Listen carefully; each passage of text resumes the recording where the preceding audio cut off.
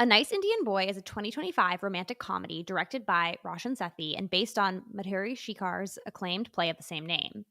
The film stars Karan Soni as Naveen, a reserved Indian American doctor, and Jonathan Groff as Jay, his free-spirited white fiance who was adopted by Indian parents. The relationship faces challenges when Naveen introduces Jay to his family, leading to a heartfelt exploration of love, identity, and cultural expectations. The film premiered at South by Southwest in March 2024 and was released in U.S. theaters on April 4th, 2025. The supporting cast includes Sunita Mani as Naveen's sister, Arundhati, Sarna Garg as their mother, Megha, and Harish Patel as their father, Arshit. Notably, this film marks the acting debut of comedian Sarna Garg, who brings both humor and depth to her role. The narrative pays homage to Bollywood classics, particularly DDLJ, weaving its themes into the couple's journey toward acceptance and celebration. Critics have praised the film for its warm performances and its nuanced portrayal of queer love within a multicultural context. It holds a 98% rating on Rotten Tomatoes. Hi, I'm Joe. And I'm Allison. And this is Queer Cinema Catchup, the podcast where we talk about movies, TV, and miscellaneous topics through a queer lens. And as Allison mentioned, we are talking about the 2024 movie, A Nice Indian Boy. And what a good movie! It was excellent. And in addition... It was funny. Go ahead. And it was actually finish your sentence. Oh, this movie was funny. And I was just going to say probably what you're going to say, which is that this is a very special episode because today we are interviewing the screenwriter of the film, Eric Randall. So stay tuned for later on in the episode if you'd like to hear that, or skip ahead to... Do you think that there's a way to insert the timestamp? Like on screen, sure, yeah. I was just picturing, I've been rewatching 30 Rock recently, and there was an episode where Tina Fey mentions an Olympic athlete winning the gold medal, but the episode was filmed before the actual Olympics. So jokingly, she's and then someone voiced over her mouth. It was clearly off of who won because it was done after the fact. So I was imagining that. But sure, no, you could do that too. Well, we'd have to timestamp. Yeah. Yes. Okay, I gave you some options. Should we just dive into it? Yeah. Okay, so we once again watched this movie separately. Joe, do you want to tell me a little bit about your experience of watching the film and your sort of top line? What? Let's dive into it by carefully dipping our toes in the water. By wading out into the shallow end of the pool.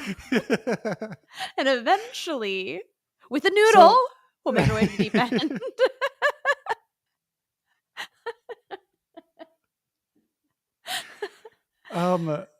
Yeah, this movie was great. I loved it. You loved it. I did.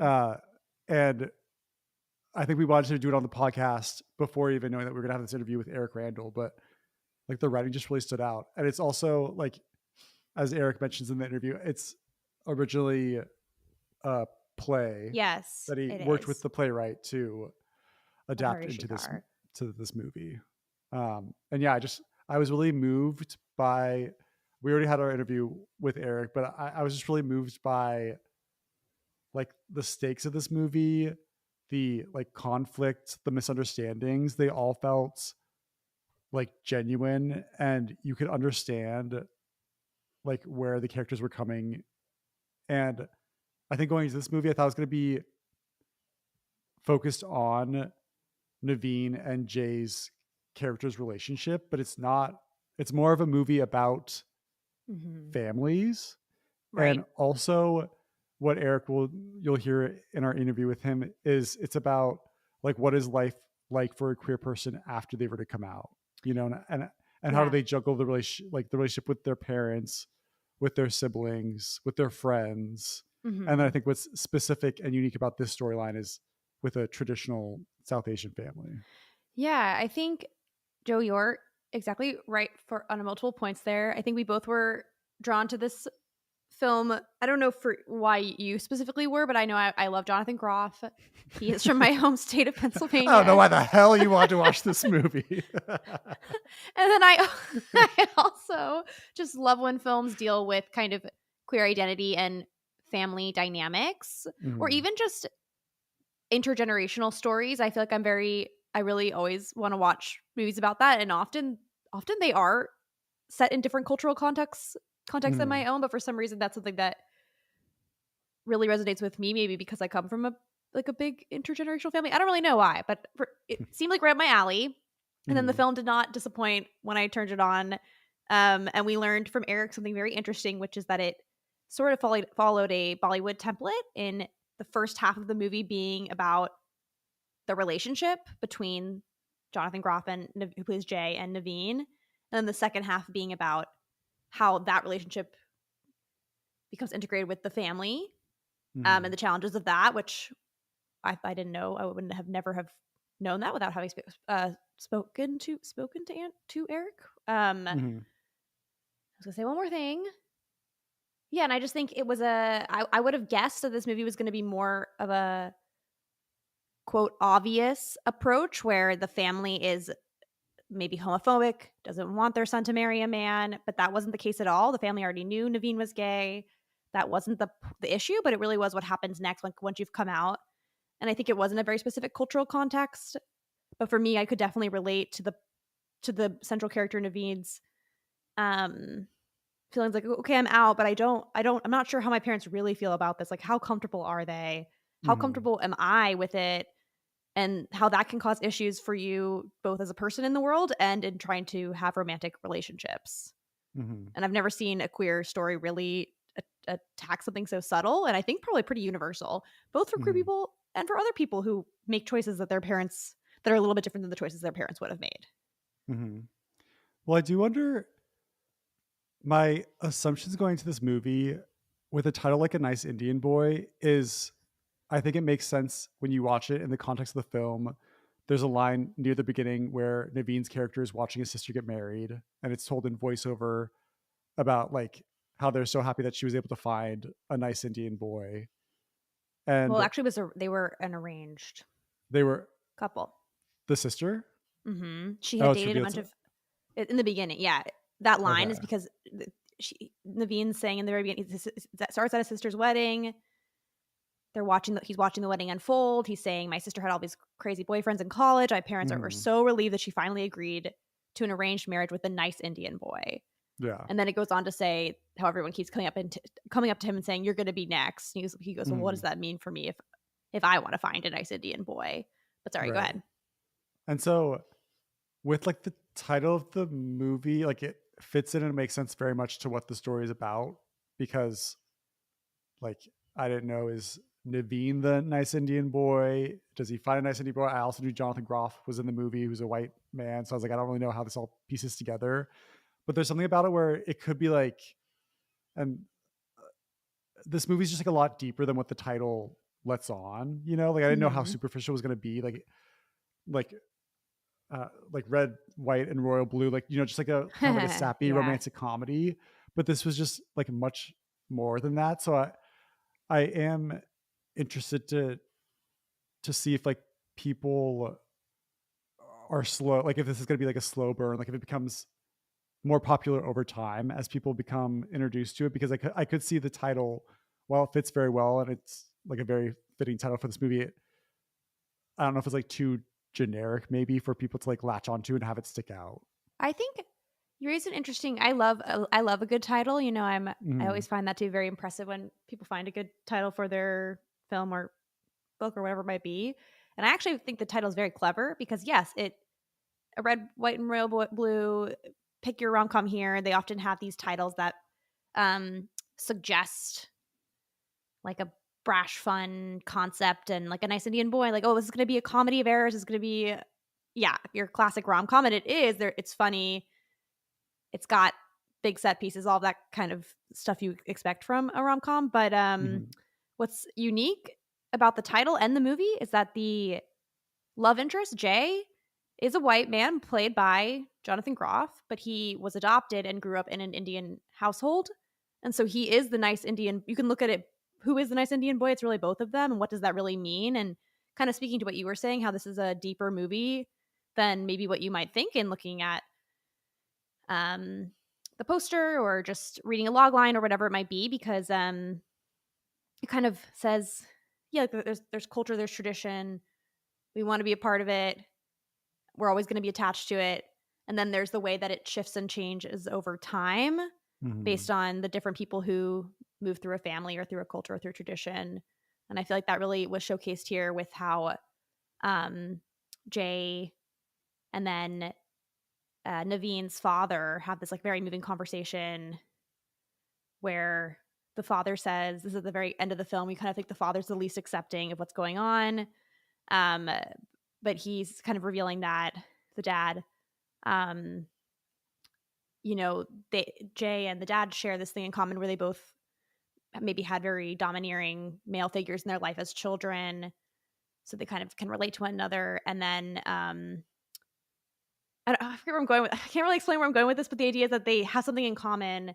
They're both cooking a meal together, and then the dad ends up incorporating the suggestion of Jay to put dates into the meal he's making. And I just kind of interpreted that as how we come together and we honor what was in the past, but we also kind of move toward the future. And I don't know. Do you know what I'm saying? I feel like that was a kind of a rambling. Well, yeah, I not until you said that out loud did I really get the metaphor, the symbolism that scene represents. Actually, is the father who we come to find out.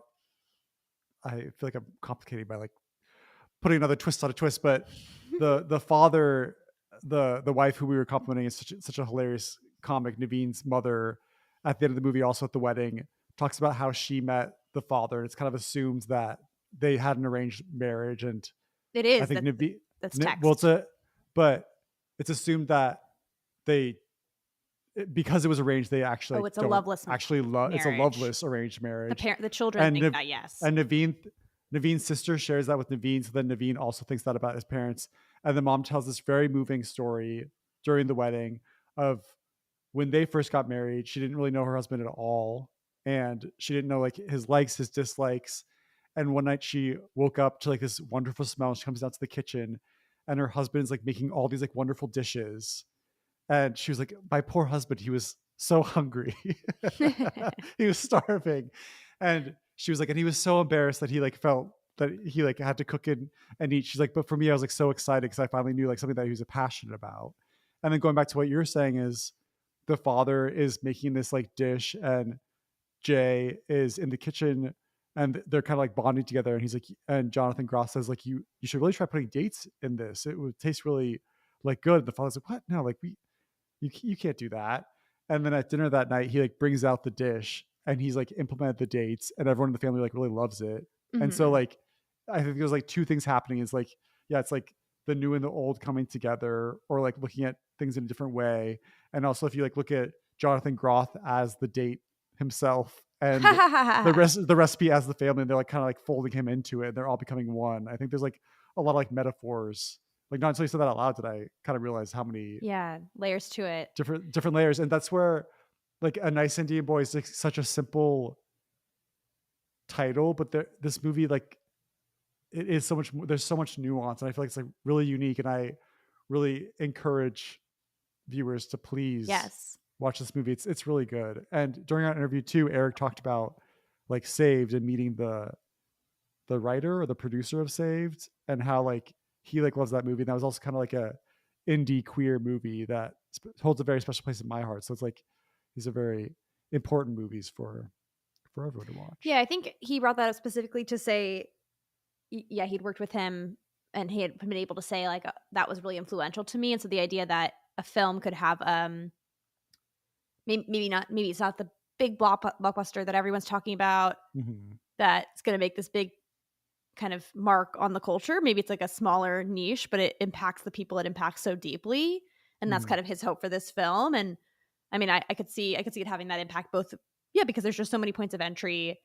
And I think, it's like there's a universal concept to what's going on in this in a specific story, because we all have families, we all fall in love, we all have complicated relationships to love, and how that love is perceived,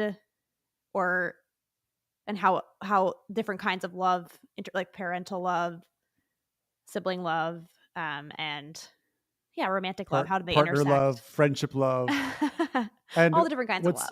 What's great about this movie is it's not told just through one perspective. Yes, it's led by Naveen and through his point of view for the most part, but we get to hear from Naveen's mother, like her fears of why one of like the humorous things that's introduced in this movie is the mother is like kind of like in the wedding banquet where like the mother that like is part of GLAAD or whatever. She's like part of like all these associations, like gay alliance and all this stuff because the mom in A Nice Indian Boy like wants to feel connected to her son. She like doesn't know how to meet him on his level. And as we come to Mm-hmm. find out, like from her perspective, like as soon as he came out, he kind of like detached himself from the family and like is living this whole like separate life. And while he's like still very much like seeing his parents, I assume pretty consistently, I feel like there's like an emotional disconnect. And so like the mom like is so afraid that if she says the wrong thing or if she isn't so like outwardly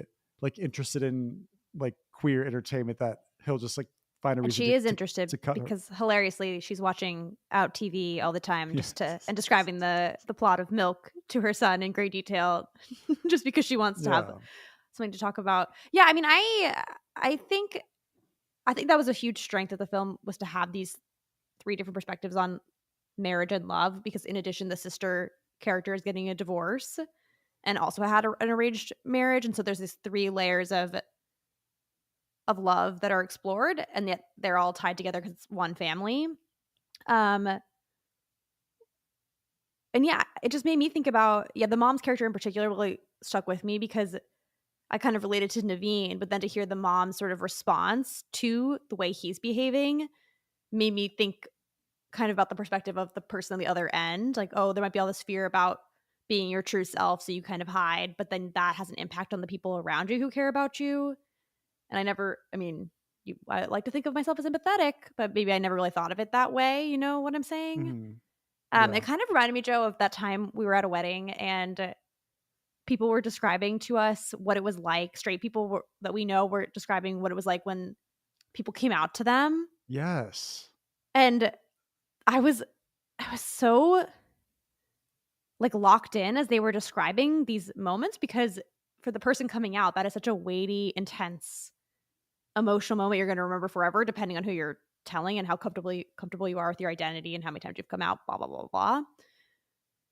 But yeah, just hearing the way that they're impacted and then these people thinking about it years later, like, oh, I think I said the wrong thing, or I had said this and I thought that was pretty good, but I wish I had done this, and I hope they know that I really care about them, and just the different reactions. Wasn't that? Mm. I don't know. I always think about that, and I forgot about that completely, but yeah, I totally like in watching this movie, it like really made me think about the other perspective. And like you were saying too, is like the coming out process. Like for me personally, like I just was like so afraid to do it. And I relate to Naveen very much in this movie in more ways than I'd like to think that I would. But there's like something about like wanting to like being gay and like kind of like not even just being afraid to take up space and then also feeling like gay to like make that announcement is taking up space by announcing it's like and so it's like yeah, like wanting to kind of like yeah, it was really interesting to hear it from the other side because I was just like I would be so hyper focused on myself and my reaction and like what I had to say and how and afraid of their reaction. That's like I wasn't even I didn't really think about it on the flip side until this like wedding we were at like a year ago yeah, where someone that said was it from a different whoa. perspective. And then I got that again too when the mom told her perspective in this movie. Yeah, because the movie really is about relationships and it not just being about you. And I think the the the subtext of the movie was that's something that's very much a part of maybe Indian culture where it because they were talking about the movie DDL, was that right? DDLJ? DD, it's a famous Bollywood movie that's talked about in the film, and here I'm gonna quickly read it. Yeah, DDLJ. Not just talked Del- about, reenacted. Reenacted. It plays a huge role in the proposal scene. It's a huge part of the movie, a very delightful part of the movie. But they were saying how the movie doesn't just end with that movie doesn't just end with the romance. It's the family and what happens next and the marriage and the wedding that matters, and how in other cultural traditions that's never really forgotten and it could be very oppressive, like, oh, it's not just about me, it's about my ancestors, it's about my honor, it's about my family, it's about my community, my society, et cetera, and maybe in some Western traditions it's more me focused, for better or for worse. But at the same time, I think it's kind of true for all of us. We all have these ties that bind. And my favorite, I mean, the movie had so many moving moments, but I just loved the concluding sequence where Arudate, the sister, is kind of giving this voiceover. Now she's at the wedding, a nice bookend to the beginning, watching her brother get married, and she's saying, like, even if it doesn't work out for you, you always show up for these moments because it's so easy. The easiest thing in the world is to believe in love. And then she says, I guess there's some part of the wedding where they throw, I think it was rice over Yes. their Oh my gosh. shoulder Oh, yes. or something like that. And then she goes, in our tradition, that means once you throw the rice over your shoulder, it means you're leaving your parents behind forever. And then it cuts to the rice falling on the parents. And then in voiceover, she says, but how could you? Because you can never leave your parents or where you come from behind. It's always going to inform who you are. And that was so moving to me. And then it ends with the mom, who is very upset the sister is getting divorced, comes to find her. And she's kind of had this whole, the mom's had this whole reckoning with her own marriage, has come to see that, you know, what she has with her husband is really special. They have grown to really love and care for one another. And that was a big part of her wedding speech, that through the years, your love grows and becomes something even more potent. But she tells her daughter, you know, I was really lucky. I never realized how lucky I was. And I believe everyone deserves that kind of love. And you'll be next. Showing that she's kind of come to a different place on her daughter's divorce. And it's just so moving because we're so burdened by the past and our relationships, but they are the stuff of life and they can change and shift and grow together into something new and beautiful. It's all about love, you know? That's all I gotta say about that. And there was another moving part from the mom's speech too, where she says to Naveen, "You were such a shy, a delicate boy, and I wasn't surprised that you would be gay." I think she said a gay or one of the gays or something. Be a gay. But I was scared. I was worried that you would be lonely. And I think that's like very true. And I'd like to think that we're in the US, like in different parts of the US where like homophobia is a little more potent. I'd like to think that the relationships between parents and their children who do fear for their kids, who maybe are queer, is there's the fear of them being lonely, and I think it's or like being in danger, or being in danger element to it too. Yeah, for sure. But both two things that I wouldn't want to wish upon anyone. Yeah, loneliness and danger. danger. And then she ends that section of the speech by saying, and that's why, you know, I thank you, Jay, for coming into my son's life, because her fears were unfounded. Or I think she said something like, you assuaged all my fears or something along those lines. Now very beautiful. Now, would you say, is there the potential that Jonathan Groff's character, is it Groff or Groff? Is it TH or FF? It's FF. Jonathan Groff from Lancaster, Pennsylvania. It's FF. No, if I just turn my camera, you can see all the Jonathan Groff posters that I have across my wall. I love him. I love him too. Is there something about him?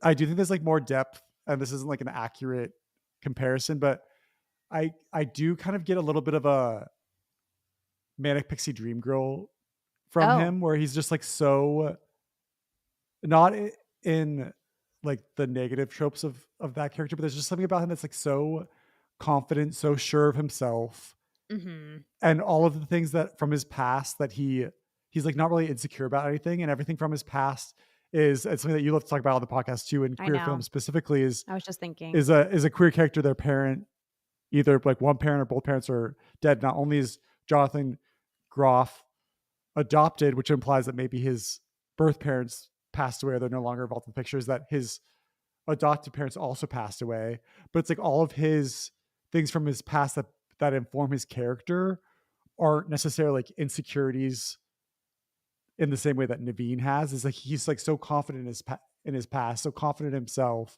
and so sure about himself. Is I feel like they saw like some elements of this like mystical Manic Pixie Dream Girl element. Wonder. I understand what you're saying. It's a good question. I think it's a question worthy of exploration, and I almost wonder if that is a little bit intentional, because for two reasons. One, there's sort of this fantasy of, okay, there's this other character who also has an Indian family.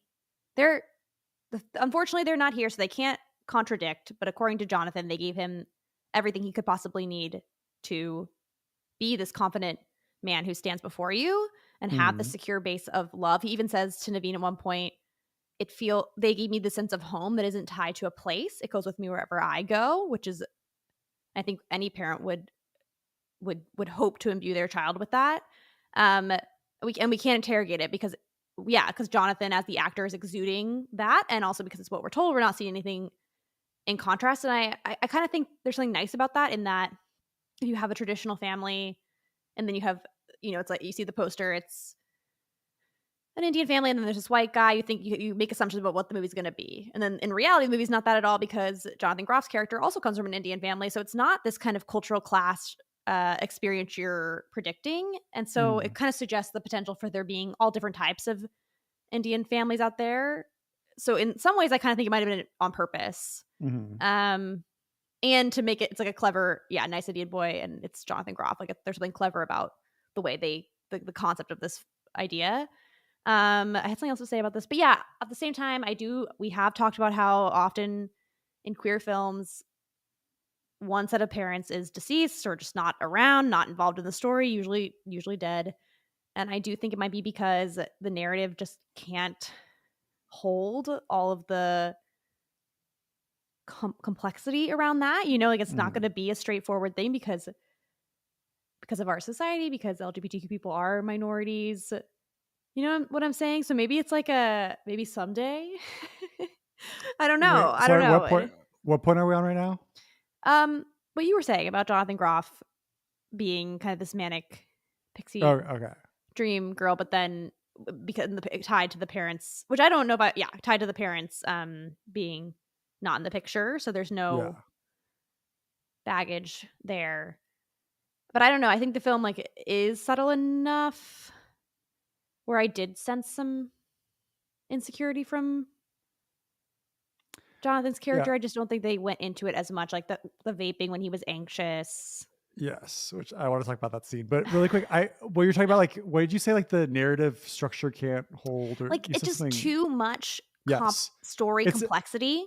Yes. To have another set of parents, because maybe the parents would be 100%, like Jonathan says, that'd be cool, but maybe it would feel off. Like you'd be like, are they really 100% on board? Also, why did they decide to adopt so late? Why did they decide to adopt a white child? Like all these questions come into play that there's just not enough time in the story. Yeah.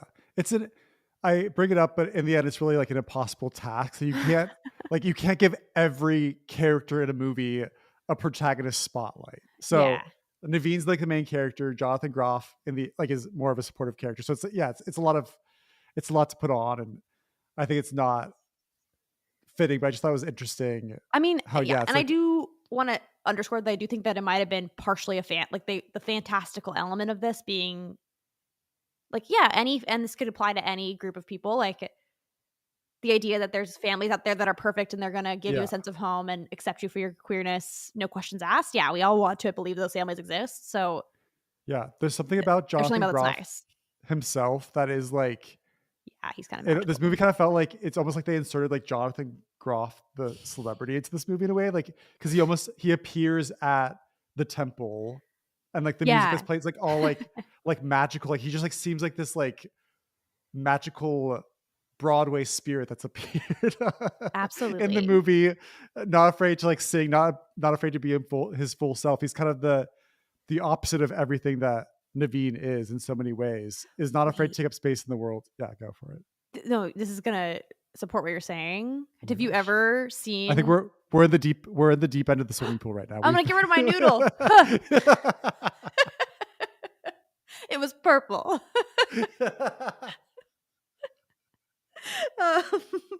So Jonathan, have you ever seen his speech when he won the Tony for Merrily Roll Along? No.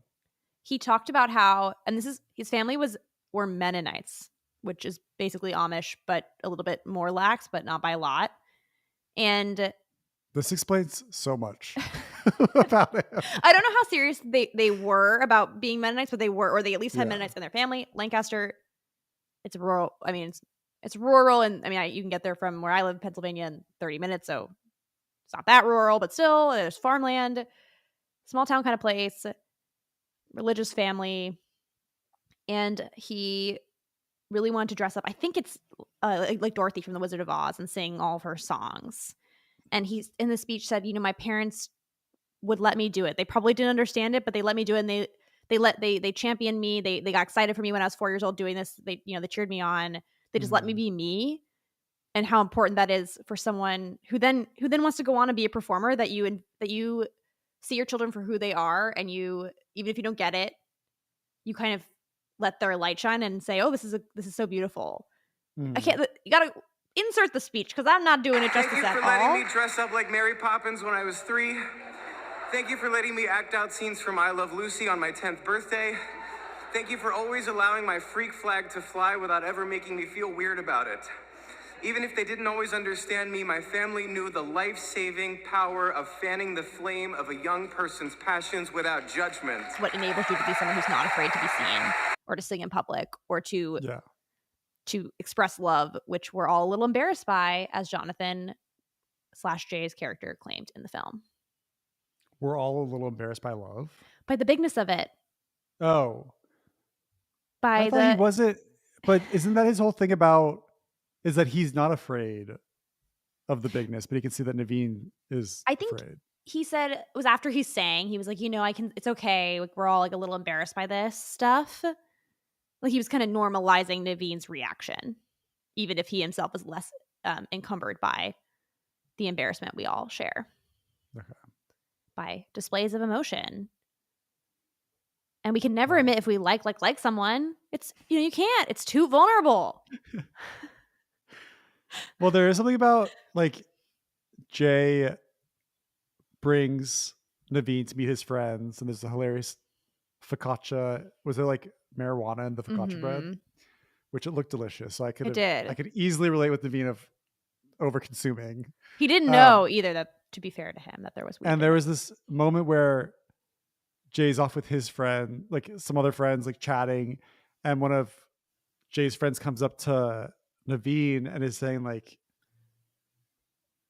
what does she say? She says something about, like, don't hurt him or something like that. Like, which implying that, like, Jay kind of like throws himself into someone and it can be very vulnerable too fast. So maybe that's like a quality that is a trait that could put him in a fragile state, is that he just kind of throw himself. Because even on their first date, that's kind of this really like well done scene where like Naveen's recounting their first date together and how Jay just kind of like he's very intense, and he's not afraid to like sing out loud. He's not afraid of all that stuff. But then he's also like talking about like not embarrassed, but then also like talking about like his dream wedding on a first date, which would kind of I would be a little concerned if someone is like so willing to throw themselves into. Yeah, it's because like, do they actually care about me, or they just care about their future wedding and they don't care who I am, or okay, am I uncomfortable with commitment? I mean, all of the above. What? Because there's something about like dating early on too that I've come to learn in my time of dating is there's like this idea when you're seeing someone, and I think I've done it before in dates that I've gone on. I think people have done it on dates with me. It's something that I've only kind of recently within the last 5 years have come to identify as is sometimes you like talk about, or the other person talks about like being really into the other person without really knowing that person very well yet. And you kind of like are like intoxicated by the person without really knowing them. What's the word? Infatuated. The infatuation period, where it's like you're kind of projecting of a person that you want to be in a relationship with. You think that you could put that on somebody else without knowing them yet. And it's kind of a dangerous thing to do, because then you're creating this impossible person that doesn't exist. Sure. And so of course that other person isn't going to be able to live up to your expectations of who they are. And so I could see that being a kind of a negative trait. Or I'm curious. Yeah, because I feel like the movie did a good job. I mean, yes, I think that probably is, if we're going to analyze Jay's character, that would maybe be his flaw. He gets too invested too quickly. Yes. And never holds back his emotions, like doesn't have that self-protective element that a lot of us have to our detriment. But I would say that what worked for me so well about their first date was that a lot of what Jonathan did was ask questions and then reveal stuff about himself in a deep way that you could see, even though Naveen was a little cringing, it struck him, it resonated, it made him curious about like I came away buying that Naveen both was a little bit embarrassed by their date and was still interested, because it didn't seem so like, oh, well, you're amazing. I've only talked to you for 5 minutes, but you are beautiful and smart. You're a doctor. Oh my gosh. It wasn't like that. It was much more of this kind of exchange of, I don't know. Yeah. Something Well, I mean, real. and it makes sense because we as the audience don't know Jay's background, that he was adopted by Indian parents. And so when we're introduced to Jay, he's at this temple, which is kind of like strange. It's like, why is Jay here? And then when Jay asks Naveen on a first date, they go see this South Asian movie. And then DDLJ. like and then after the movie, Naveen's like, so do you always go see these kinds of movies? And then that's when Jay like reveals, he's like, oh, you're probably yeah. He's like, oh, that's probably why you're. So like it makes sense.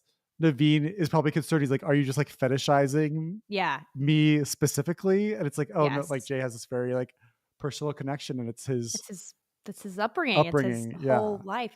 Yeah. And I think kind of just to go back to you saying, like, wondering if he's too perfect of a character or too, too magical, which Jonathan Groff is magical. I think I think that the scene with the father at the end really goes a long way. And I feel like that scene really matters. What happens is Naveen thinks his dad is being extremely resistant to the wedding. Naveen's concluded it's because his dad deep down inside doesn't accept that his son is gay. Naveen says this to his father and says, well, maybe you're okay with a loveless marriage, but I'm not. And this kind of sends the dad on a spiral, because he's like, that's what you think of our marriage? And also like, no, I don't reject you, is what he's like thinking in his head. And then he invites Jay over to have this conversation with him. I know I already talked about it a little bit, but in addition to the cooking, and the fact that they kind of relate to the fact that they both grew up with the father who was very domineering, said, no, you can't be a chef like you want, and kind of hit him. And then Jay's character, not his father, but another foster parent, had also hit him for playing with his foster brother's shoes or something like that. So they have this point of connection. And then from there, the dad says, like, look at this painting on the wall. My son made it. He's always surprising me. He has good instincts. Like, he's explaining all the virtues of his son, and then is basically turning toward Jay saying, and he chose you. And so I'm choosing you. And where am I going with this? Why does this speak to Jonathan's? Well, was there something about the scar that you mentioned? And yeah, I mean, I think that the fact that he came from this background where he was hurt in the past, and he does pull away every time it's revealed that he finds out Naveen hasn't told his family about him at all. He's like, all right, we're done. Then Naveen ends up proposing the first time. Which then that scene was really moving. A great scene. I watched it again today and I was moved. I watched it 3 times. I was moved each time. It was such a surprising scene. And I want you to finish your point, but really quick, since you brought it up, Jay and Naveen are hanging out with both their friends, or combined. They're having it's like daytime lunch, sitting around a table. And there's kind of one of the friends like asks, like, so like, Bob, like, how's everything going with the family? And then Jay's like, well, actually, he hasn't introduced me to his family. It's a huge problem. And Jay's just very like direct. And you think it's that point in the movie where it's like, oh great, here's the misunderstanding, they're gonna break up. But then it flips its head, and Naveen and Jay's like, you never say what you want. You never I never know what you're thinking. And then Naveen's like, well, I want to like get married. I want to like find a partner. I want everything you want. I want everything you want. Jay's like, how am I supposed to know that you've never said that? And it kind of speaks to what you're saying about when you don't say things out loud, you kind of build up these ideas in your head, and you kind of like project your thoughts onto other people and just assume it.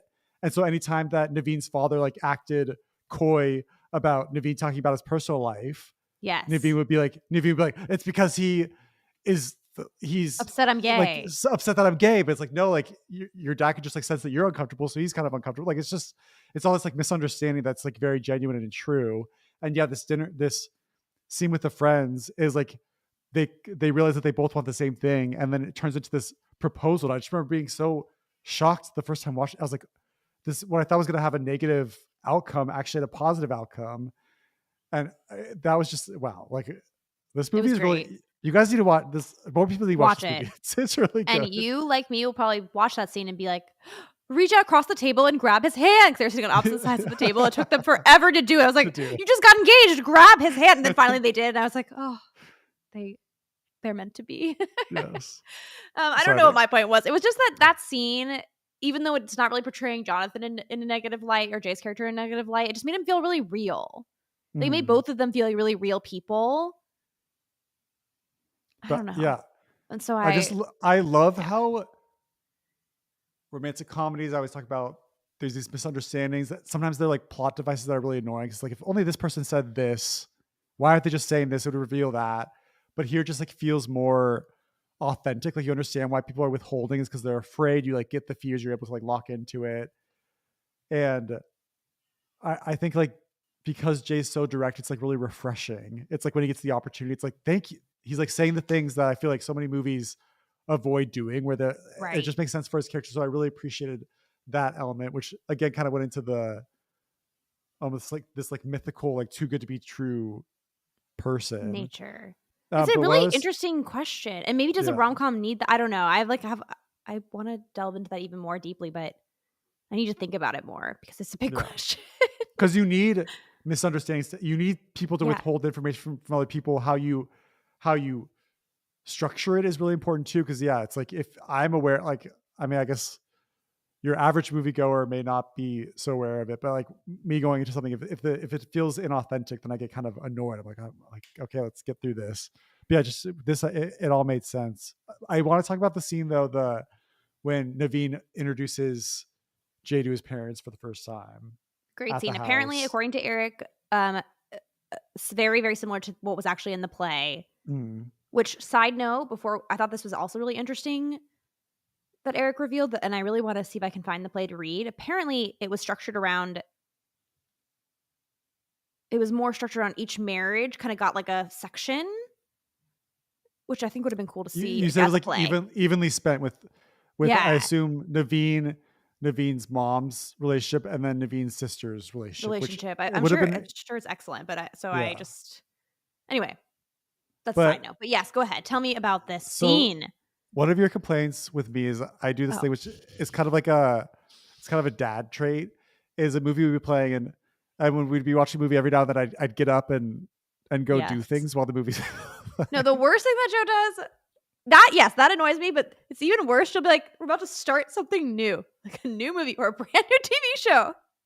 There's a lot of important information that happens in the first couple scenes. And Joe'll be like, you can start it. And then he goes and makes dinner.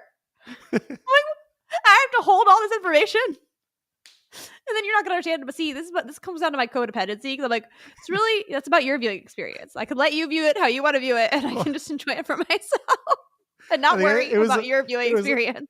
It was a learned habit, because then I'd be in the kitchen, I'd be like, just tell me the important plot points. Like, okay, well, right now the characters are meeting, and but so yes, I did that during this movie. I stepped out during this. I don't know why during this heated. I guess I was getting stressed out because I saw the cracks were beginning to form in this movie. I was like, oh no, this is the scene where Jay and Naveen are gonna break up. So I was emotionally anticipating that. So I stepped away to the kitchen. But it's Jay goes to the bathroom, and that's like the last thing I saw. That I walked to the kitchen and I come back, and the mom's describing about grabbing like Imodium or whatever to help with like. And you're like bathroom problems. And then the sister's like, yeah, it was the smell and it was really bad. I was like, what? Like they're inserting poop jokes into this movie now. And then upon rewatch, I realized it was you've missed so much. Well, yeah. So what happened was that basically Naveen doesn't reveal to his parents. He doesn't explain. I mean, first of all, he's like, I'm going to bring someone, you don't know this person at all, but we're engaged. So that's kind of that's what's really going on. But he doesn't say that they're engaged. He just shows up. He also doesn't reveal that Jay is white. He tries to. It's the dad. He does try, and he doesn't really try that hard. Now, somebody who can't really speak my mind, I relate. Like that's how I would try too, and then I would also give up. But he didn't try very hard. Is the point of this.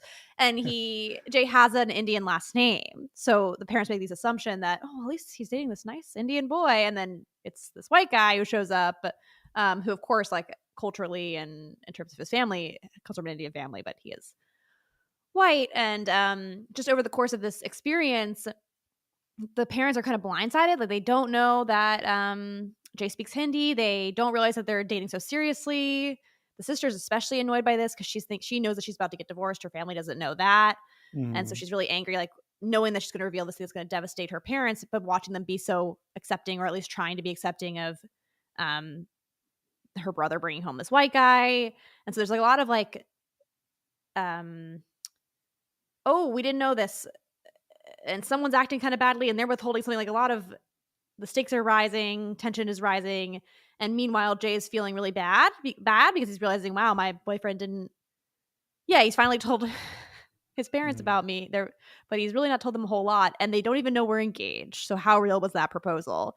So he goes upstairs because he's revealed earlier in the movie that when he's nervous he vapes. So he vapes in the bathroom, and the sister finds out and brings it up, and then Jay decides to leave, and then the sister eventually reveals that she's getting a divorce. It was excellent, very well written. It was really well written. I'd say the only thing that kind of bummed me out, which I think they landed it at the end, is the sister did seem to be, I thought it was a really cruel line from the sister when she goes to stays at her brother's house and finds out that they broke up. She's like, well, if the relationship was so fragile, it looks like I did you a favor. And I was like, what a terrible thing to say. She does apologize a few scenes later. She does apologize a few scenes later. It just seemed like seemed like a really intense thing to say after she was already being a jerk in previous scenes. I was like, when are you going to mend this? But I think that speaks to this movie. Is it kind of like she felt so kind real. of shifts. It felt so real, and they shifted like, plot points around. They kind of leave you in suspense and surprise you in ways. And so I really appreciated this movie. It was excellent. It was excellent. Were there any other scenes you want to talk about? I'm gonna say I don't want to give away too much of the movie. That's what we usually do, is we give away all of the movie. So I don't know why I'm pretending I don't want to give away the movie when that's our shtick. But no, I don't think there's anything else cover that we didn't touch upon. I mean, I'm sure there is. There always is more to be said. But it's you got to hear from Eric. I feel like we've talked long enough, and you're going to really appreciate hearing from Eric, who did a fantastic job with the screenplay and has some really great insights into the filmmaking process, the writing process, and do you have and more. A bio? Yeah, I do. Eric Randall is an American screenwriter. He co-wrote the screenplay for A Nice Indian Boy. In television, he has written for Bones, In the Dark, and Elspeth. And he's also a supervising producer on that show. And that's what I'm going to reveal about him now. I'm going to let him share the rest of his background with us, because it's interesting. I guess I can say one more thing. He did get a start in journalism, which I'll talk a little bit about, which I thought was really interesting. Because I just think a lot of times writers, they're like, oh, I always wanted to be a writer, a specific kind of writer. And there are many paths toward creative writing. And so I appreciated hearing hearing about a journey where it wasn't like, I definitely want to write movies. It was like, I want to write, and then kind of coming at it in a different way. Let us now go to our interview with Eric Randall. And thanks, Eric, for joining us. Thanks so much for joining us. I did want to start by asking kind of a very general question, which is, did you always set out to become a screenwriter or a TV writer? And what was your sort of journey to this career path? Sure. My name's Eric Randall. I work as a film and television writer, and I wrote the screenplay adaptation of A Nice Indian Boy, which was released into theaters this year. Yeah.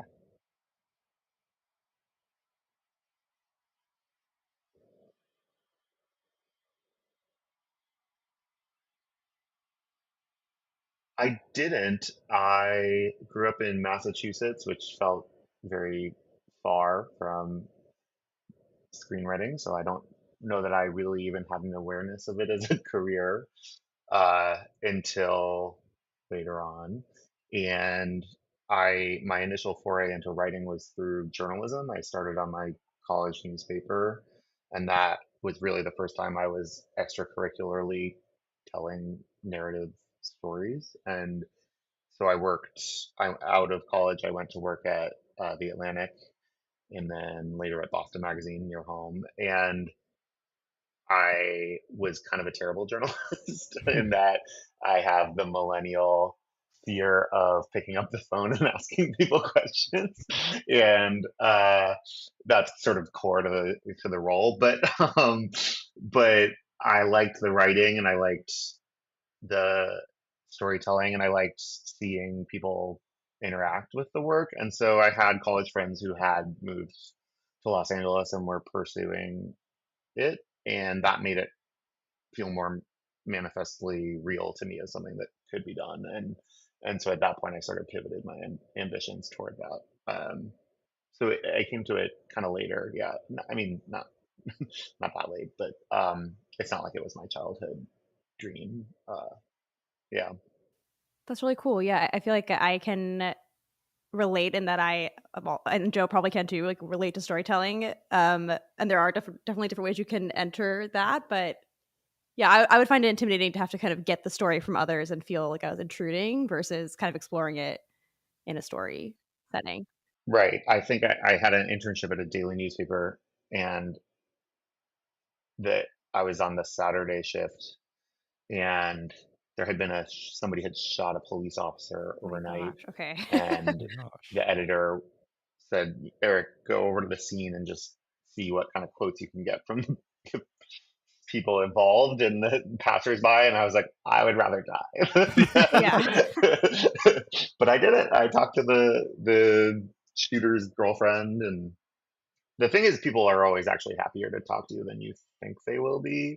But I need to learn that lesson over and over. And actually, now that I'm a screenwriter, I do a lot of sort of journalism for my own projects. But the fact that you're not going to then publish what people say in a newspaper is really helpful. Everybody's much more, if they were already happy to talk to you when you were a journalist, they're much more engaged when you're uh, just doing it for private research purposes. Yeah.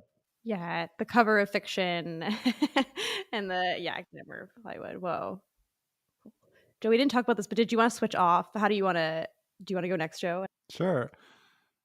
So when you were doing journalism, were you were on the East Coast at that time? I was, yes. And Yeah. then, do you currently live in LA? I don't. I'm back in New York, actually. Oh, very cool. I did when I decided to pursue uh, screenwriting. I did move to LA, so I lived there for a lot of my 20s. But Mhm. my now husband, who's sort of relevant, and that I wrote a gay wedding movie, is was we met in college. So, and he's been in New York steadily since then. So we had to kind of manage that, and uh, at some point I transitioned back to uh, make that work. And we now have a child of 15 months old. So Gosh, that was the Oh, end of my, congratulations. thank you very much. And that would kind of mark the end of my LA. But it was, there have been times where I would take 20-week television writing jobs in LA and he'd be here. And now I don't, I don't do that as much.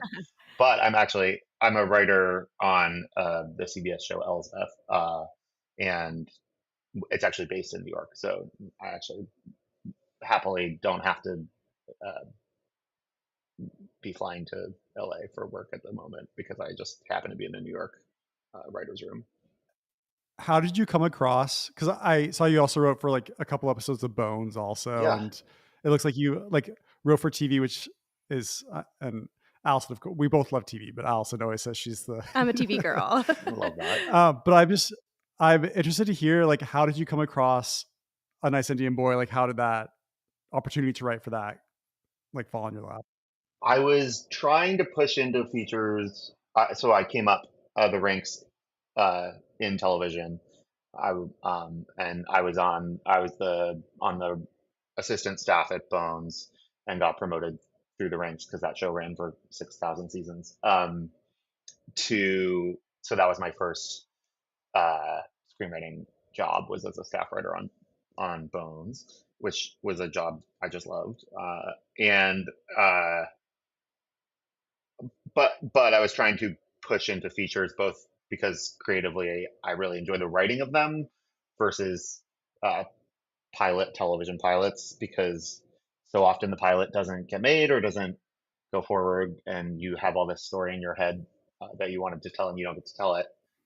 When you write a feature, it's a closed ended Mm. story. So kind of no matter what happens in the business of Hollywood, if you've written a script, you've written a script, you've said what you wanted to say, you know. So creatively, I find it more engaging. And then also, as I said, I was trying to find a way to do my work from New York, and feature writing is a Mm. much more solo endeavor, and TV writing is generally generally requires you to be physically well. The pandemic Mm. changed this, but generally back then it required you to be physically present in Los Angeles. So it was another. There was just a logistical reason, which was my pursuit of romance, and so I was pushing into features anyway. But I had written a script in features in order to get more notice. And I was on a general meeting off of that my agent set up with Charlie McSpadden, who's a producer at Levantine Films. And I was telling him about my pending engagement to my now husband. Um, and we talked a lot about gay weddings and how they feel very regular now, but they're like 10 years old in their legal status. And in fact, there actually isn't that much film about that. And James and I were married by his mother, who's an Episcopal minister in an Episcopal church. And it was very sort of reverent to a tradition that hadn't quite included us for thousands of years. And that conversation, as you might recognize, brought up for him a lot of themes in this play that he had read about a same-sex Hindu wedding, and so he suggested I read it. He sent it over to me, and the conversation kind of grew from there about how that might turn into a feature adaptation. Well, Alice and I both love this movie, and I was just like really impressed, especially just by like the conflicts of the movie. Just felt very like real and true, and it didn't feel like forced. And like the drama of everything, it wasn't like these like massive, huge stakes, but it just felt it. I don't know. It just felt very like genuine, and I really appreciated that. And it was like what I also found really interesting too is with Naveen's character. Just like I feel like this is a absolutely a queer story, but it was looking at it from a different angle in terms of like Naveen was just so afraid to be himself. And like Jay is so himself, and so like it just I was really impressed by the storyline, and to hear your background too. And I'm just like really I'd be curious to hear, and I'm sure Alice has questions on it too, but just the how much changed from like the play to the movie, and like how much you inserted your own experience into the story. Thank you very much for saying that. And I should say that any conversation complimenting the script owes so much to Madhuri Shekar, the original playwright, because when Charlie sent me that play, what I loved were the things that you Mm-hmm. cited, which was that she had created such organic conflict that felt to me bigger because it was honest and Mm-hmm. small, you know, like versus a contrived um, sort of, I don't know, like gotta catch them at the gate of the airport, whatever rom-com trope. That these were just the tiny things of family drama that when they're happening to you feel intense and enormous. And so that stuff was really present in the play. Uh, and I just thought she built the core family characters so well in their intertwining conflicts. I just loved the three sort of marriages in conversation with each other, which is this new relationship, Naveen and Jay, and then Arundhati ending her marriage, and the parents sort of going through this with their two children, and that forcing a reckoning for them of what their arranged marriage and their feelings for each other have meant for them through the years. And I thought it was just so brilliantly constructed in that way. I think what I added, I put a lot of my, you just heard me talk about being a journalist and being terrified of picking up the phone. I think I put a lot of my reluctance to exist in public into Naveen's sort of arc. I think I um, really relate to that. And I think my husband is far more the Jay, who is much more comfortable in his skin. And I learned that from him kind of all the time, how to be comfortable sort of existing. And is the line you move through public spaces like your existence is an inconvenience and you're very sorry for anyone to have noticed you at all. Is that something that you came up with, or is that from the play? I believe that came from me. If I didn't, I'm so sorry to Madhuri, but I'm almost positive that is if it didn't, it should have, because it is uh, what my demon says to me every day. But no, I think that exactly. I think I sort of fleshed out that arc, because I think where the where we depart from the play is chiefly in the structure. So the play is several scenes in Naveen's apartment and in his parents' living room, basically. And so we were really like putting it into the world of his work, and um, adding characters in his life, his friend Paul, and Jay's friend group. And so that stuff was brought in. And then the I think the play spends far less time on their their early romance than the film. Um, so yeah, fleshing out, I think and I think the play probably is much more evenly gives even weight to the three marriages, and we wanted it to sort of play as a romantic comedy sort of through Naveen's journey. So that's why I had the space to kind of push his arc a little further, and put my own anxieties into them. Yeah. That's that's so interesting because I remember Joe and I watched it separately, and I texted Joe saying, you know, this is so good. It doesn't really feel like a play. And I love plays, so that's not a knock against a play, but it Right. just, when you are watching something that was based on theater, usually it is small, like, a couple Right. locations, Yeah. very dialogue heavy. It just has a different feel to it. So I was so curious to ask you about that Yeah. adaptation process. So that was really interesting to hear. Totally. I think she, like, Madri built these characters and these conflicts and these ideas, and I was like, how can I make this feel like a romantic comedy that you catch on TBS at 4 p.m.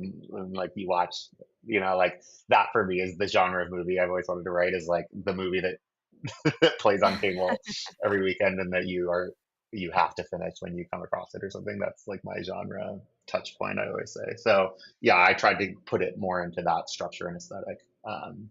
That makes me immediately want to ask you about, were there any specific rom-com references or anything that was coming to mind while you were writing? you know, I rewatched My Big Fat Greek Wedding a few times because I love it, and uh, I think structurally it kind of came close to what this structure was going to be, which is that the first half is far more focused on the romantic conflict, and the second half is far more about the family. And that structure actually is related to the Bollywood movie that our movie constantly references, DDLJ, and many Bollywood movies, which is that the first half is the love story and the second half is winning over the family. And so the our film mimics that film structure in that way. But anyway, but it also mimics My Big Fat Greek Wedding in that way. So I watched that quite a bit, and uh, that was a big one. And then, I mean, I think we added a lot of music and dancing, and I think uh, there's a million sort of unearned musical interludes in these kinds of movies that I love. The bend and snap sequence, or the um, I don't know what else, but so I was always looking for ways to, because it, as you say, like sometimes when you watch a film that's adapted from a play, you can really feel its limitations, and I wanted it to feel like cinema, and so to get it on its feet and out into the world and make sure that it played, because I think you can have a more intimate experience in theater where there's live actors in front of you and keep the audience's attention. In movies, you gotta like razzle dazzle them a little bit more. So looking for opportunities for that kind of stuff, and looking to my rom-com forebears for how they managed to do it. Yeah. That makes a lot of sense, and I definitely came across, because I really did mean that, and I love theater, but it did feel different in a way that was good and Yeah. cinematic. Um, And yet for me, as I sit through the film, the some of the parts that have kind of the most kinetic energy, uh, and where I just really feel like I'm pulled in the most is that sequence of bringing him home to the parents for the first time and everything kind of going awry, and that really is that plays much as the play does. That's like kind of the heart of the play because it is all in one house, um, uh, and so like yeah, the elements that do feel like a play are the best parts of live theater in their way. Yeah. Yeah. And this kind of speaks to what Joe and you were speaking about earlier, but I think when you were saying that you kind of infused your own personality or experiences into the film, I think it really does make it very very relatable and resonant.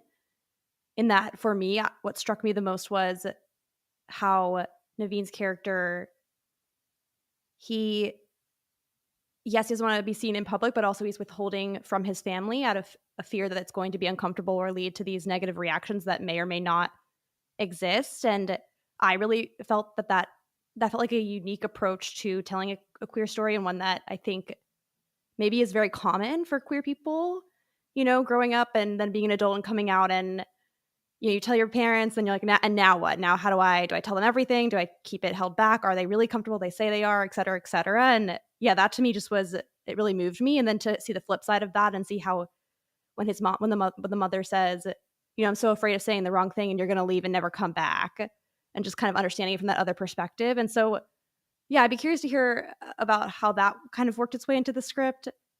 And as a kind of a second question to that, I know that there's a playwright involved. I know the director also uses a lot of personal storytelling, just kind of how you braid all that together, I guess is what I'm trying to say. Totally. So it starts with the playwright, and she wrote the play at a time when she was having a lot of conversations with her parents about her parents who have an arranged marriage and were trying to set her up with men, and she was beginning to date her now husband, and so she wrote it kind of as a love letter to them and about, without putting words in her mouth, I think about her process of coming to understand their version of romance and love. And she says she wrote the play as a love letter to her parents. So I think the empathy that is imbued in their perspective is there in the source material.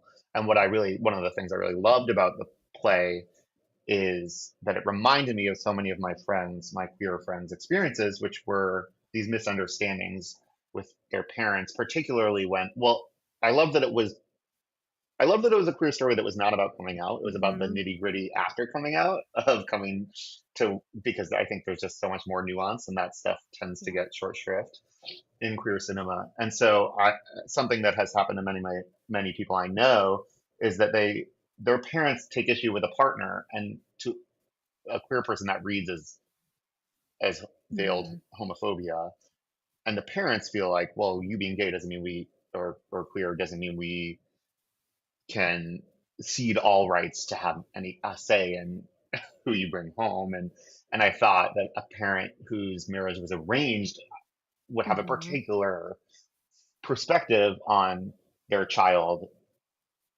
reaction being that way. I thought it just sort of heightened that conflict in such a interesting way. And so I do like that it's a series of misunderstandings or misapprehensions about what the other person's reaction might be. Everybody's kind of tiptoeing around each other in this film, and it really does come from the experiences of people I know. And I both brought my husband into my family and been brought into his family, so I've been on both sides of that table myself, and even in the best case scenarios where everybody's operating in good faith, I think people have trouble coming to see each other fully, and a wedding is kind of a nice crucible for those things to end up you kind of have to work them out. Yeah, and like in romantic comedies, I mean, in all movies, there's like elements of like misunderstandings, and I think what's great in this movie about the misunderstandings is you see it from like all perspectives, and you understand why each person is misunderstanding the other person, and like you have Naveen like really like we're following. I'd say it's his movie. We're following his story, but then we also get his mom's perspective, and we get his sister's perspective, and you like see like the triangle of all of it and like when it's revealed to you, it clicks into place. It's like, oh, Right. the sister's going through her own divorce, and so she's kind of like envious of, like, she felt like she had to do the groundwork for her parents to understand bringing back a partner home, and like how they respond to them. The mom's afraid that even though her son is out, like as soon as he came out, he immediately like left home, and she like knows nothing about his personal life, so she feels obligated to call him and talk about all the out TV movies and TV shows that she's watching, explaining the entire plot of Milk to him Right. to just feel connected to him. So it's like, it was just like so well done, and it felt like really unique. And you were talking about too about movies that you've watched in the past, and there's like these moments in the movie where, like in Legally Blonde, it's like you got to watch, like the bed and snap scene is like so hilarious. Like I feel like in A Nice Indian Boy, like you really achieved that, where you came up with, where there's like some just, and of course the playwright also, like you both achieved this movie where there's like really like impactful scenes where you want to go back and revisit and watch it. So it was just, it was really well done. Well, thank you. And kind of tying it to Allison when she's asking like how you braided how like coming together with the playwright and the director. I know a lot can get like changed or translated when it goes from the page to screen.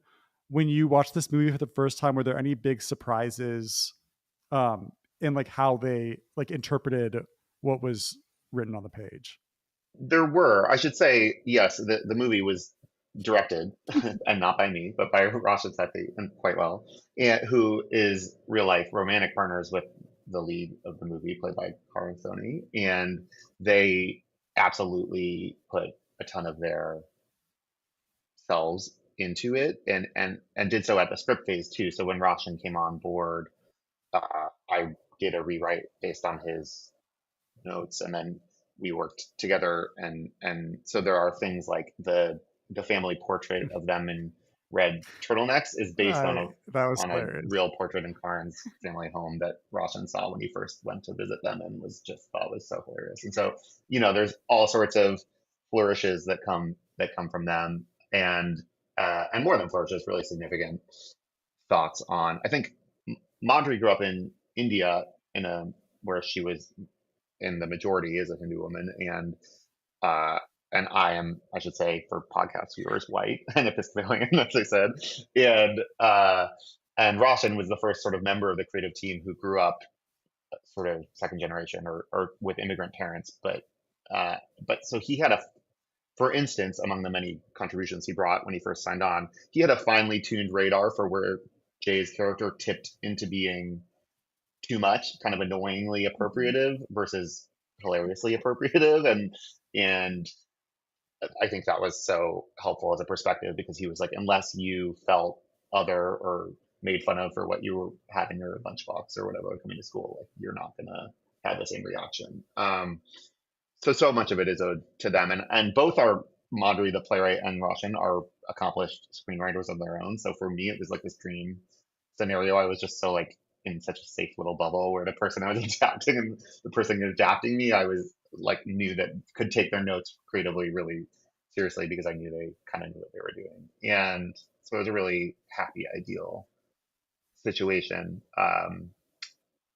there. And then I can't remember the rest of the question beyond that. But anyway, I just wanted to mention Roshan because it is his film at the end of the day. Oh, what surprised me, sorry, excuse me, I'm rambling. What surprised me is that as a comedy, also on set, they found a lot of comedy that isn't on the page, because I think something that is hard with comedy is you want it to read funny, but eventually you need it to live on its feet, and it might not play in person, and you always want the actors to find the thing that's going to work the best. And happily, Karan is this incredible improviser. Zarna, who plays the mother, Zarna Garg, is an amazing stand-up comic. Peter, who plays his good friend, is an incredible stand-up comic. So things like Peter's monologue about this interaction with a man that he thinks is getting romantic, and then the man mugs him, is all Peter on the day, just making up a story. Like, I did not make that joke. It's my favorite. I always laugh so hard at that joke, and so many of Karan's lines are things he found in the moment. So that for me was a great pleasure, because you always hope the movie will be funny because you get all the credit as the screenwriter, but here I am passing it away. There's a lot of improvised comedy and stuff they found on set together that was a very happy surprise for me.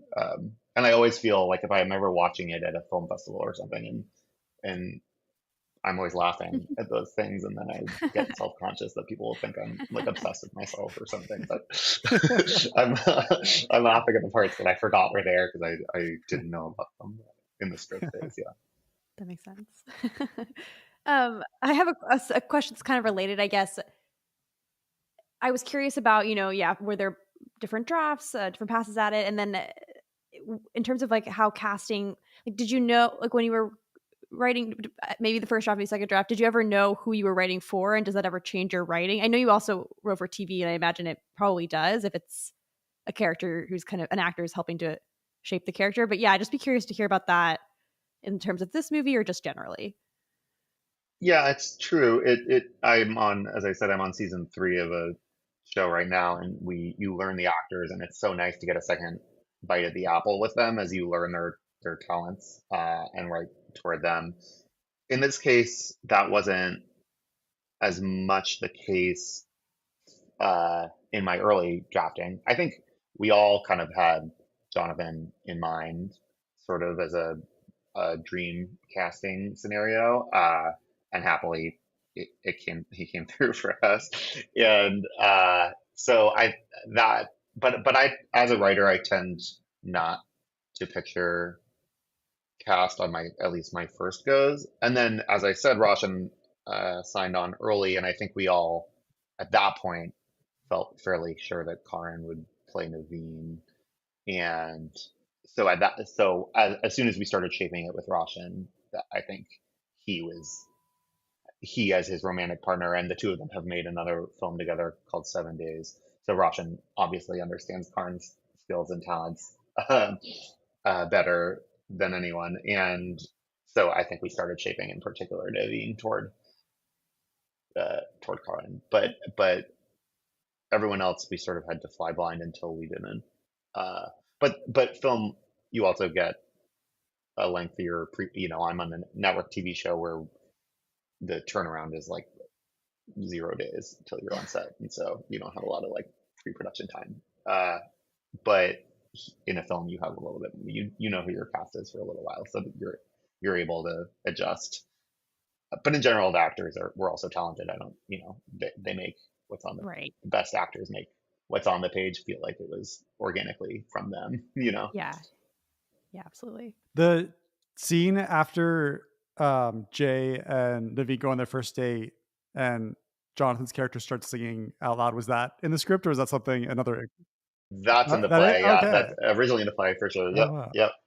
And the where they go to karaoke and he and Paul sing a song together is not. That is organic. Us forcing Jonathan Groff to sing. Yeah. To If you have, Jonathan got in your to. film. he's Yeah. required to sing at least twice in a movie, I feel like. Exactly. So we had to go hunting for time number 2, but him singing on the first date is actually in the play originally. Great. So yeah, Yeah. I know. And that's, for me, I just get so squirmy. I'm like, Naveen is right to be offended because I'm still working through my own existing in public issues. Were there did you have a scene that was a favorite to write, and conversely, was there one that was the most challenging to write?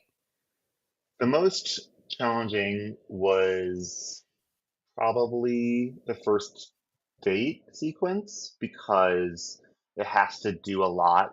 All the comedy comes from Jay being odd, but Naveen has to also fall in love with him, and the audience kind of has to as well. And the character is so unique in that he's a white Hindu artist boyfriend, or whatever the line is in the film. But so it's a lot of exposition to get out about his character, and you need to walk a fine line of finding him off-puttingly bizarre and deeply lovable as a romantic co-lead. And so I found that challenging, and came up with the structure of Naveen experiencing the date as he's kind of retelling it to his friend who's sussing out that his pose of being put off by the guy is maybe hiding a deeper connection to him. And so that took a lot of tries. That I think is the thing I rewrote the most times over the course of the development. The most fun to write was, I think the opening. I say the opening because like the first pages are always in any project are the easiest to write because you haven't encountered any of the problems. But that phone call with his mother I found so delightful. I think she's just such a fun character. A fun tidbit about that is she calls him to hector him about renewing his AAA membership, which Roshan, when he read the script, said, how did you know that about Indian mothers and their love for AAA?" And I was like, "Oh, I don't know that to be the case at all, but my mother calls me and pesters me about AAA what feels like 5 times a year." I'm like, "How do we already have to renew again?"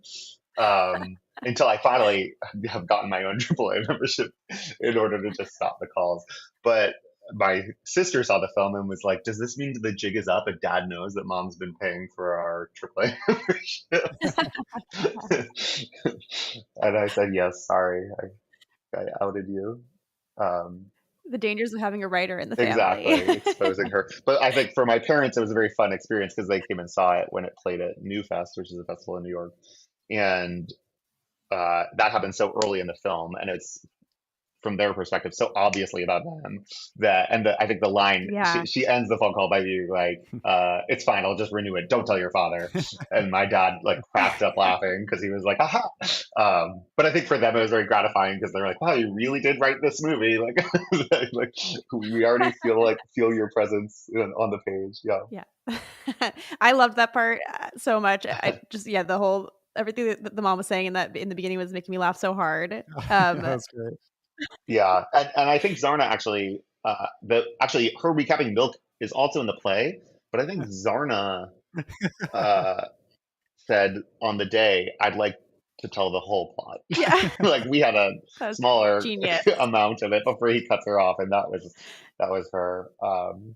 It was a genius, her contribution. a genius move. It's really, it kills me. It's so funny. Although I get so stressed because she has the fridge doors open in that scene because she's putting groceries away, and I'm like, "You're leaking, you're leaking all the cold air." Yeah, she was great. I mean, her just like delivery, that has to be a dream to watch on the screen. Just have all these actors land the comedic beats so well. Yeah, just I mean, with her describing like the Milk plot was hilarious. Like she's like, "And Milk broke up," or Harvey broke up with his boyfriend. Yeah. Okay, no problem. He goes into politics. It was just like so funny. Or it's like near the end, they're like talking about the wedding invitations. And we're trying to save trees and we're gonna have it through email. She's like, "The trees don't need saving. We have to send out these invitations." Like it was so well done. Right. Yeah, she's so funny. And if you don't know her, you should go seek her out, or your audience should go seek her out. She's just such a amazing stand-up and an amazing story. She has a memoir right now, which I guess I'll plug. And because she came to comedy very late after raising 3 children and has just risen like a rocket ship and is such a talent. So and this is actually, I believe, her first film role. But certainly not her last, I imagine. She's just a dream. That's awesome to hear she has a memoir, because I was reading about her before, like earlier today, and I saw that she'd come to stand up late and has a law degree and raised a whole family, and I was just so bowled over by that. So I'll be checking the memoir out for sure. Yeah, it's really impressive. She is such a her hustle is like unrivaled. I feel very guilty anytime I talk to her about my own productivity. Well, you went into A Nice Indian Boy like wanting to do feature work. Like how, like after this experience, like do you have something upcoming? Like what are you working on? Like what's happening on that end, would you say? Nothing nothing immediately upcoming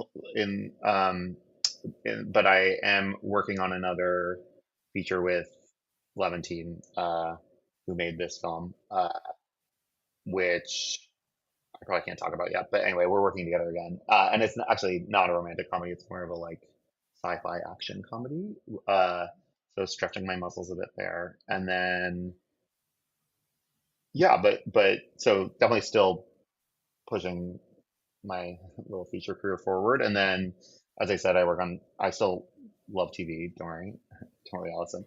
Good.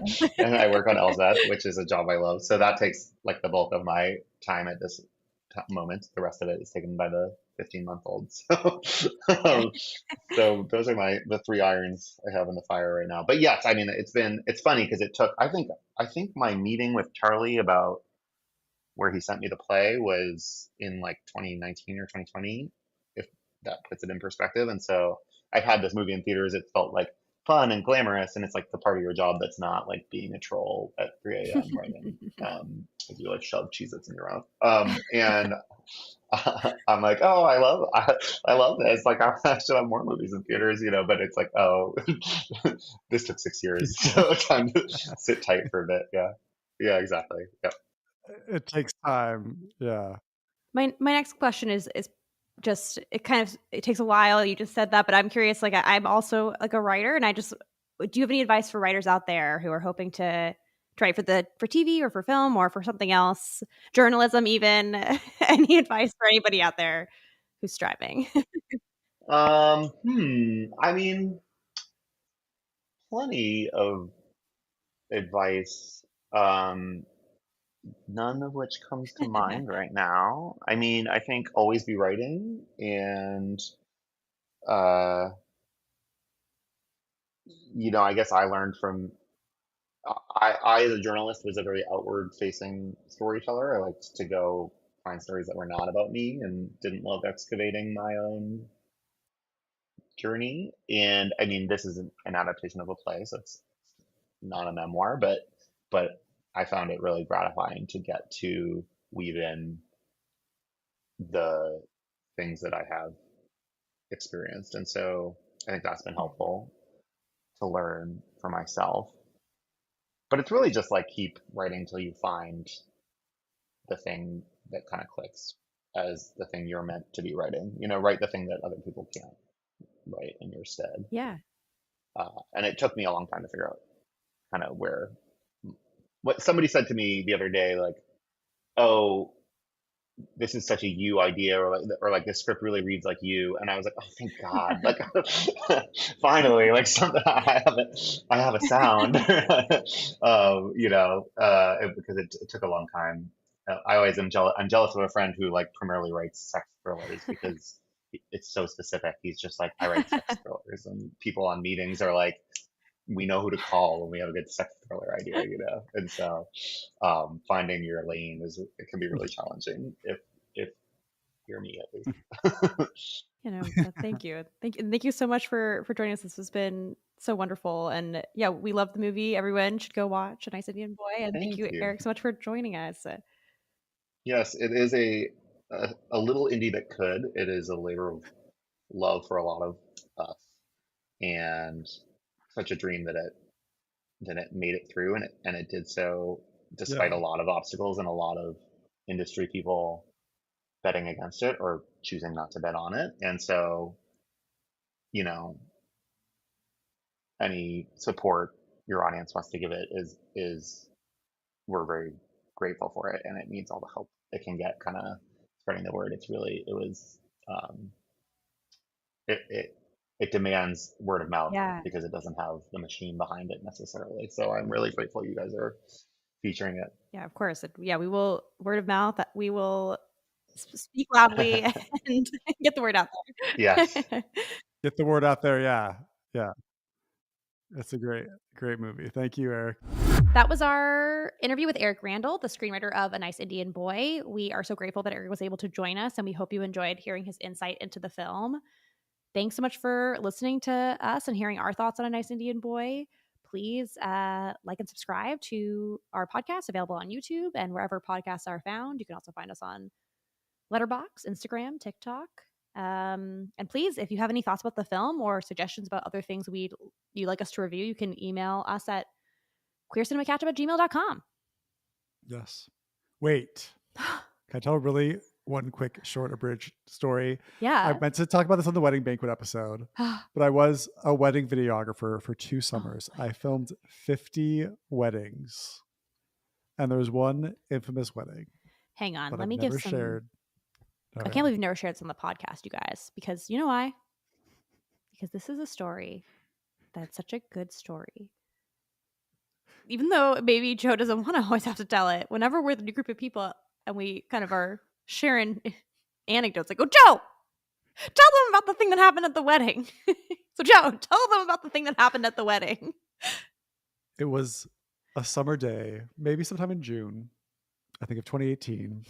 And I was at this place in North Seattle, and it was kind of like I'd say like a bungalow style wedding venue where it was all these like little homes around this like lake, and it was very scenic, and the lake had like a lot of like moss over it, and it was like lily pads. It was very beautiful, and there's like a little dock going out with one of those like overhead thing. What is that called? Gazebo awning. Yeah, archway? There was a gazebo, awning, archway, whatever you call it. Very beautiful, very scenic. And part of the job as wedding videographer is you go through this process of not only capturing the bride and groom, their friends, families, all that, but one of my first tasks that I would do of the day is I'd film different items of the bride and groom's belongings of the wedding ceremony. So I'd get like the groom's cufflinks. I'd film the bride's shoes. I'd have to get a shot of the bride's dress. That was always really awkward to like hang it on like a door, like film it somewhere. And fortunately, there was this amazing gazebo that I would like take these items out and film them. And I got everything off my checklist, except of course, the wedding rings. The wedding rings were the last thing on the list that I had to capture. And so why not take it back out to this beautiful gazebo with a beautiful background with a beautiful pond. So I'm getting all set up, and I set up the rings like up on the gazebo on the stand where I also put the shoes, and I'm like repositioning my camera. And as I'm like repositioning the camera, there's like slots on the dock, and I wasn't really paying attention. I set up the tripod, which tripod means has 3 legs. So I'm like setting it up, and I'm like go back to walk over to set up the rings. And out of the corner of my eye, I see my expensive ass camera starting to fall towards the water, like hit the railing of the gazebo. It could possibly like fall into the water. I was like, I like run over and grab it, but I got there too late. And fortunately, there was like a railing of the gazebo, and I had the lens was open on the camera, and it slammed into the railing of the gazebo, and like fortunately stopped it from falling into the water. And I'm like shaking at this point, like my adrenaline's like taking effect. I'll be fine, but I was really scared. I'm like still like shaking, and I set the camera up, make sure it's not in the cracks of the dock, get it all set up. It's fine. I grabbed the ring box. It was the bride's wedding ring is what the box was for. And then so it was like the slot of her wedding ring was in the box. Then I also grabbed her engagement ring that had this like amazing, like beautiful giant diamond on it. And then I grabbed the groom's wedding band, which was like a thicker band, much thicker than the engagement ring, much thicker than the bride's wedding ring. And I just had those in the box, closed it up, walked over to the gazebo, was getting all ready to set up. Anyway, that's the backstory of that. So the whole mishap with the camera happens. I'm kind of like shaking a little bit. I have the wedding ring box of the bride's rings with all the groom's ring, the engagement ring inside. I go to open it up. Well, a wedding box, as you know, has a little spring on the back. So when you open it, it doesn't just open, it pops open. And because the groom's wedding band and the bride's engagement ring were sitting in the box, not in a slot, when I opened it, they shot out of the wedding box in opposite directions, fell on the dock, rolled on the dock on opposite sides. I was in such shock, I had no time to grab for either one. They both rolled into separate slots on the dock. Over a murky pond, where if things fall in, you're not going to be able to find it. I stood there in horror in shock. My heart was racing. I could hear the bridal party not too far away from me laughing cheerfully as they're getting their makeup and hair done. I hear the groomsmen all over not too far away, like laughing, enjoying their life. And little do they know, between them is a stupid wedding videographer who has just probably ruined their fucking day by losing their wedding bands. I lean down and look into the dock, and I realize that the groom's wedding band was just thick enough that it wasn't sitting atop the crack in the dock, but it was somehow wedged perfectly in like the middle of it. And if I were to like reach it was like so I could like see it kind of like shifting around, that if I were to make any sudden movement, that it would just like fall through the grate. And then I look over and check where the engagement ring was. And if they had purchased any smaller of a diamond, it was only by the size of the diamond that it too was wedged in the crack of the dock. If either of these rings fall into the water, like what is my next move? Like obviously I need to like jump into the water and make a big scene of it and look like I at least made some effort to find the rings. But I was like, okay, maybe there's a way for me to get these rings out of the dock. And so I'm afraid to like make any like big moves, because I'm afraid like any movement will like make the wedges like open up and they'll fall through to the water. So I just like reached what is ever like in sight. Unfortunately, there were a lot of like tree branches. So I grabbed a tree branch beside me and I like bent it in a way to create like a hook. And I just like remember like I was like doing like some like heart surgery. I was like very carefully like inserting it into the crack of the dock, slipped it underneath the groom's wedding band, and I was able to like slide it into my hand. I just remember like being like in shock, being like, oh my God, okay, I got the groom's wedding ring. I have it. I was like, oh my gosh. And so now the real trick was, how was I going to get this engagement ring out? Because it wasn't as thick as the groom's wedding band. I'd have to pinch the diamond somehow. So I remember using I used that stick again, and then I used like my car key. And I just remember just like very carefully again, like I was playing, what's that like game where you're like trying to grab the bones out of Operation. Yes, it's like Operation. Very carefully, like didn't want to breathe too much. I just remember like going up and like pinching the diamond and like sliding it into my hand. And I just stood there in disbelief as I had both the engagement ring and the groom's wedding band back into my hands, who just moments ago I thought had fallen and rolled into the water. Somehow I had all three rings again. And of course, averted. In my classic nature, I still set it up on the side of the dock and got the shot. Every time you describe it, I feel like I'm you, and I just get so anxious. But then to the flip side, I was just this time around, because I've heard the story so many times, I was kind of thinking, like, what would I do if this happened to me? Like somebody lost my rings. I actually think that I would be nice about it, because kind of like most people wouldn't be. I assume that your fear was not unfounded, but it's almost like, what could you do? I mean, stuff happens, you're gonna. But I also was like working for someone, and like their company would get like horrible reviews. I would have been like fired. It would have been really bad. And then also like, even if the bride was still nice about it, so other people would be pissed, and that would always be on her, like it would be on her mind, like this guy fucking lost my rings. Anyway, You're right. See, weddings are treacherous. They're high stakes. Weddings are treacherous. High stakes for anyone involved. I don't have my own wedding mishap story. We'll leave it at that. But one great story is enough to carry us through. And by the time that other release of this episode, my youngest sister will have been married. Oh, congratulations to your, I won't say her name on the, can I say her name? Yeah. She's been on the podcast. Congratulations to Olivia. Oh yeah. Congratulations to Olivia.